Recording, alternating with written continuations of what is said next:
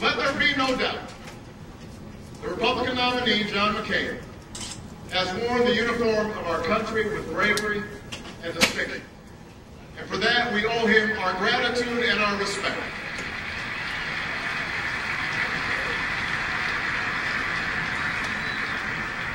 And next week, we'll also hear about those occasions when he's broken with his party as evidence that he can deliver the change that we need. But the record's clear. John McCain has voted with George Bush 90% of the time.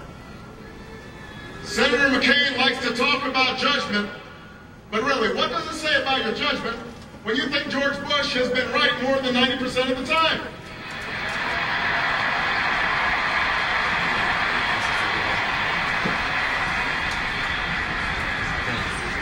I don't know about you, but I'm not ready to take a 10% chance on change.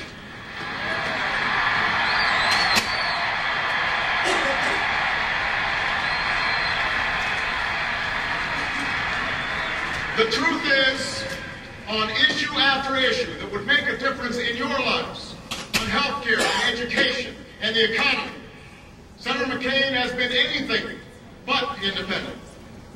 He said that our economy has made great progress under this president. He said that the fundamentals of the economy are strong.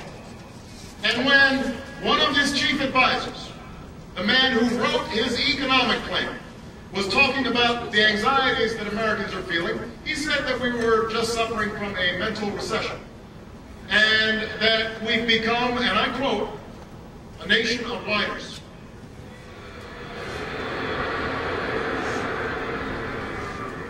A nation of whiners.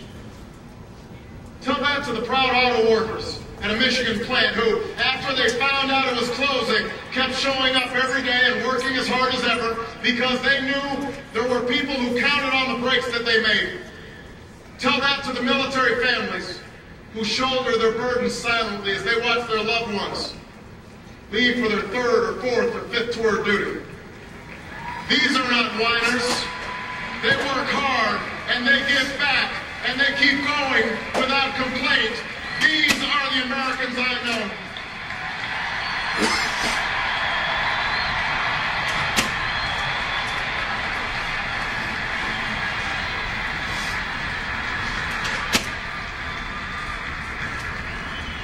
Now, I don't believe that Senator McCain doesn't care what's going on in the lives of Americans. I just think he doesn't know. Why else would he define middle class as someone making under $5 million a year? How else could he propose hundreds of billions in tax breaks for big corporations and oil companies, but not one penny of tax relief to more than 100 million Americans? How else could he offer a health care plan that would actually tax people's benefits? Or an education plan that would do nothing to help families pay for college, or a plan that would privatize Social Security and gamble your retirement? It's not because John McCain doesn't care. It's because John McCain doesn't get it. For over 2 decades, he subscribed to that old discredited Republican philosophy. Give more and more to those with the most, and hope that prosperity trickles down to everyone else. In Washington, they call this the ownership society. But what it really means is that you're on your own. Out of work? Tough luck. You're on your own. No health care? The market will fix it. You're on your own. Born into poverty? Pull yourself up by your own bootstraps. Even if you don't have boots, you are on your own.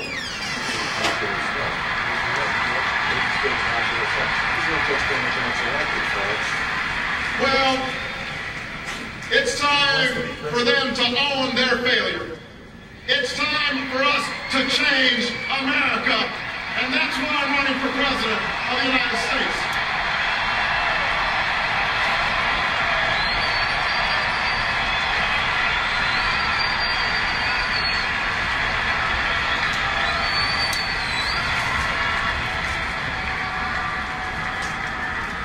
You see, we Democrats have a very different measure of what constitutes progress in this country.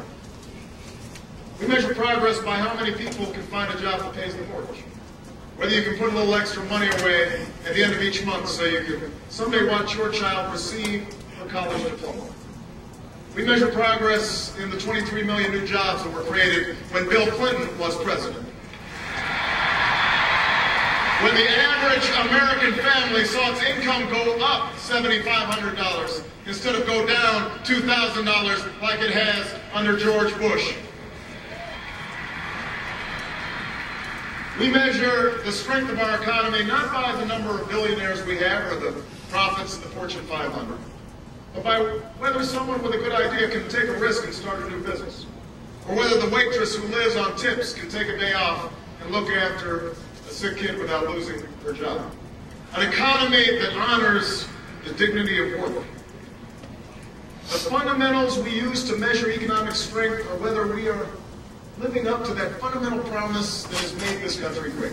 A promise that is the only reason I am standing here tonight.